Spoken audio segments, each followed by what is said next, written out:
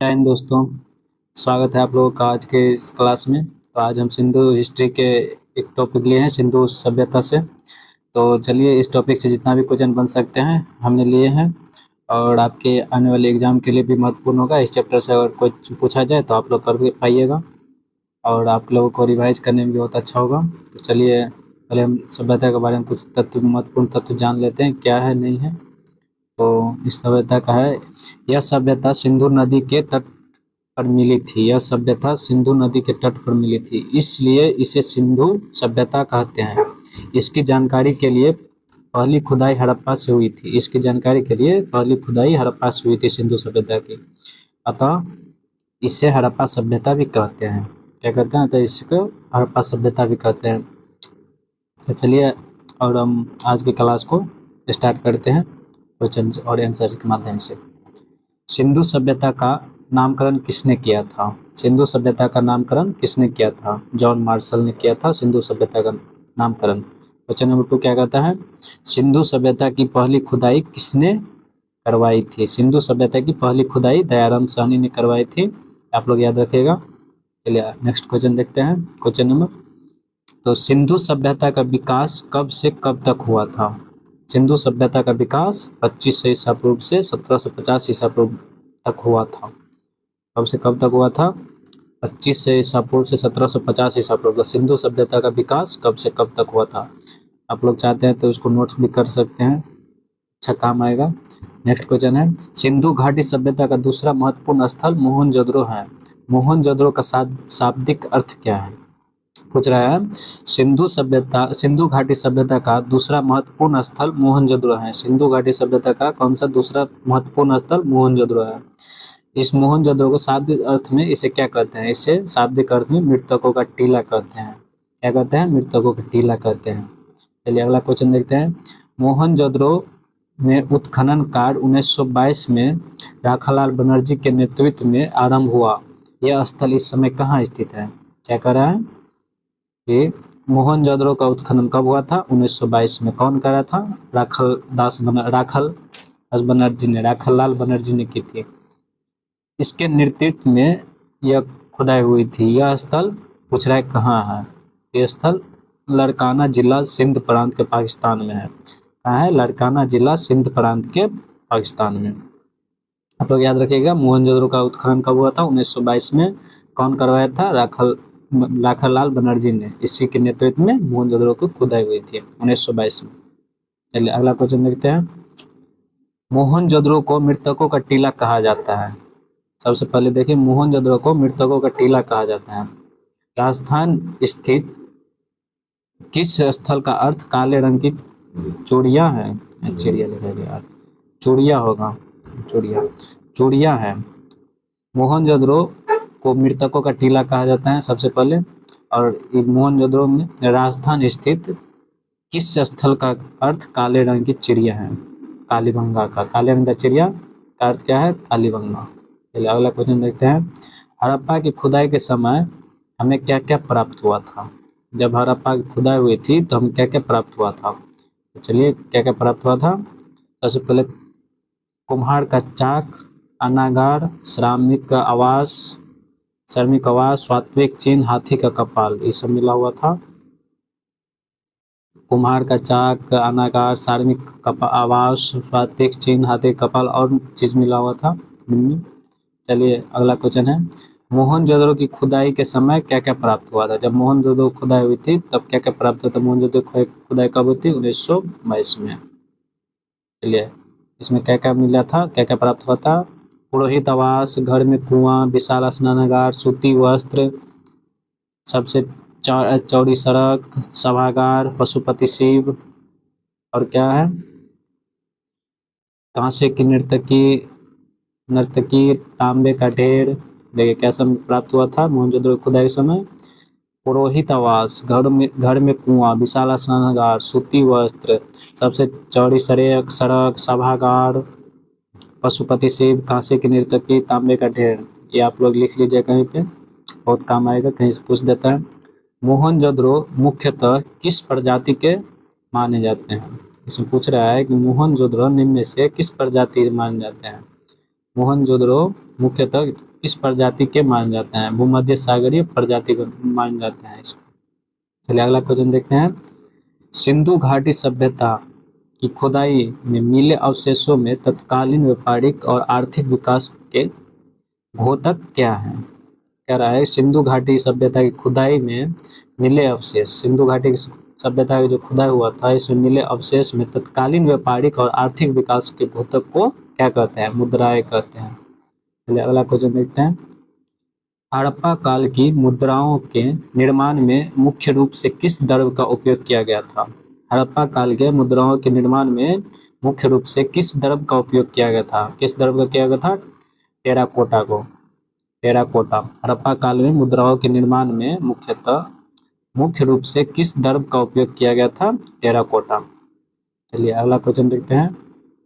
सिंधु घाटी सभ्यता के लोगों को मुख्य व्यवसाय क्या था? सिंधु घाटी के सभ्यता के लोगों को मुख्य व्यवसाय क्या था? मुख्य व्यवसाय सिंधु घाटी के कृषि था। चलिए अगला क्वेश्चन देखते हैं। हड़प्पावासी किस वस्तु के उत्खनन में अग्रणी थे? हड़प्पावासी किस वस्तु के उत्खनन में अग्रणी थे? कपास के उत्खनन में आगे थे। चलिए अगला क्वेश्चन देखते हैं। हड़प्पावासी की किस प्रकार की लिपि का उपयोग करते थे? हड़प्पावासी किस प्रकार की लिपि का उपयोग करते थे? चित्रकला। कौन सी लिपि का उपयोग करता था? चित्रकला। अगला क्वेश्चन देखते हैं। हड़प्पा सभ्यता के औजार और हथियार अधिकतर किसके बने होते हैं? हड़प्पा सभ्यता के औजार और हथियार अधिकतर किसके बने होते थे? ताम्र, टीन तथा कांस, इन तीनों का बने होते थे हड़प्पा सभ्यता के औजार और हथियार। ताम्र से, टीन से, कांस्य से। चलिए अगला क्वेश्चन देखते हैं। सिंधु घाटी सभ्यता के समय वजन और माप की संख्या क्या थी? सिंधु घाटी की सभ्यता के समय वजन और माप तौल की क्या थी? इसको क्या थी? 16। इसमें क्या है? सिंधु सभ्यता के बांटों की तौल में अनुपात 1, 2, 4, 8, 16, 32 आदि का था। संख्या के आधार पर कहा जाता है कि 16 इकाई वाले बाट सबसे ज्यादा प्रयोग किया होते थे। सिंधु घाटी सभ्यता के समय 16 इकाई वाले बाट सबसे ज्यादा प्रयोग होते थे। चलिए अगला क्वेश्चन देखते हैं। मोहनजोदड़ो को खोज सन 1922 में किसने की थी? मोहनजोदड़ो का खोज 1922 में किसने की थी? और क्या था? राखालाल बनर्जी ने। कितने में? 1922 ईस्वी में। याद रखिएगा और पूछ देगा तो बना सकते हैं आप लोग। चलिए अगला क्वेश्चन देखते हैं। किसने इस विशाल स्नानागार को तत्कालीन विश्व का एक आश्चर्यजनक निर्माण कहा है? किसने इस विशाल स्नानागार को तत्कालीन विश्व का एक आश्चर्यजनक निर्माण कहा है? Sir John Marshall. कौन कहा है? Sir John Marshall. अगला क्वेश्चन देखते हैं। राजस्थान के गंगानगर जिले में स्थित कालीबंगा स्थल की खोज 1953 में किसने की थी? इसमें दो क्वेश्चन देखे। कालीबंगा स्थल की खोज कितने ईस्वी में हुआ था? 1953 में। और ये स्थल कहाँ है? राजस्थान के गंगानगर जिले में। और कौन खोज किया था? ए घोष। याद रखिएगा। राजस्थान के गंगानगर जिले में स्थित कालीबंगा स्थल की खोज कितने में हुई थी? 1953 में। और ये स्थल कहाँ है? राजस्थान के गंगानगर जिले में। और खोज करने वाला ए घोष है। अगला क्वेश्चन देखते हैं।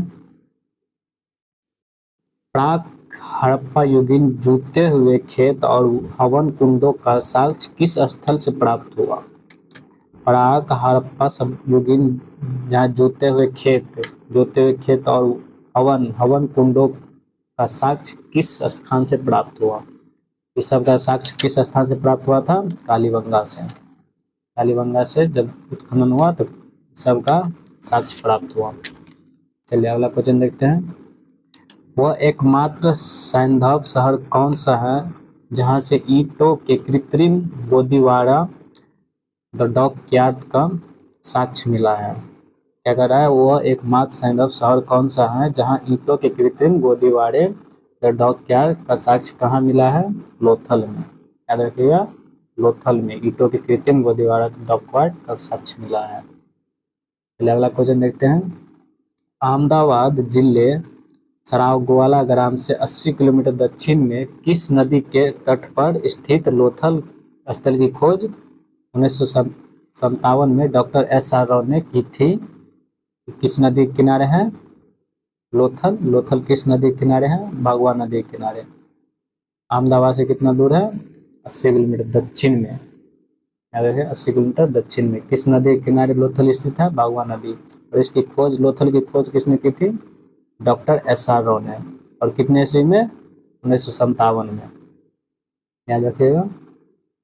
पूछेगा अगर लोथल का खोज कब हुआ था? 1957 में। और करने वाला डॉक्टर एस.आर. राव। और लोथल पूछेगा किस नदी के किनारे है? भगवा नदी के किनारे है। चलिए अगला क्वेश्चन देखते हैं। सागर तट पर स्थित लोथल कहाँ से व्यापार का प्रमुख बंदरगाह था? पूछ रहा है सागर तट पर स्थित, समुद्र के किनारे स्थित लोथल व्यापार का प्रमुख बंदरगाह पश्चिम एशिया का था। पश्चिम एशिया का। अगला क्वेश्चन देखते हैं। किस हड़प्पा केंद्र के बारे में माना जाता है कि मेसोपोटामिया के साथ सीधा समुद्र व्यापार होता था? पूछ रहा है किस हड़प्पा केंद्र के बारे में माना जाता है कि मेसोपोटामिया के साथ सीधा व्यापार होता था? लोथल। किससे? लोथल से। चलिए अगला क्वेश्चन देखते हैं। किस मुद्रा से प्रतीत होता है कि लोथल सामुद्रिक व्यापारी गतिविधियों का केंद्र था? किस मुद्रा से हम प्राप्त होता है कि लोथल एक सामुद्रिक व्यापारी गतिविधियों का केंद्र था? किस मुद्रा से प्राप्त होता है? पारस की मुद्रा से। चलिए अगला क्वेश्चन देखते हैं। लोथल से प्राप्त मृदभांड पर एक चित्र बना। लोथल क्या प्राप्त हुआ? मृदभांड, जिस पर एक चित्र बना मिला था, जिस पर पंचतंत्र की कहानी। पंचतंत्र की कहानी कौन है? चालाक लोमड़ी। पंचतंत्र की कहानी क्या नाम था? चालाक लोमड़ी का स्वरूप लगता है। यहाँ किस पक्षी का चित्रण सबसे अधिक किया गया था? बोल रहा है कि लोथल से प्राप्त मृदभांड ऐसा चित्र बना मिला है जिस पर पंचतंत्र की कहानी चालाक लोमड़ी का रूपांकन लगता है। यह किस पक्षी का चित्रण सबसे अधिक किया गया है? बतख का। सबसे अधिक चित्रण का किस पक्षी का है? बतख का। अगला क्वेश्चन देखते हैं।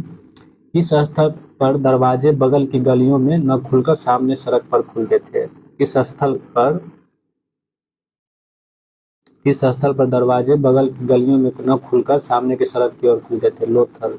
लोथल में सामने सड़क, घर के दरवाजे होता था वो सड़क की ओर खुलता था।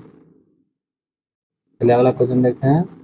हड़प्पा कालीन वो एकमात्र सिंधु शहर कौन सा था जिसमें नगर दुर्ग अभाव था?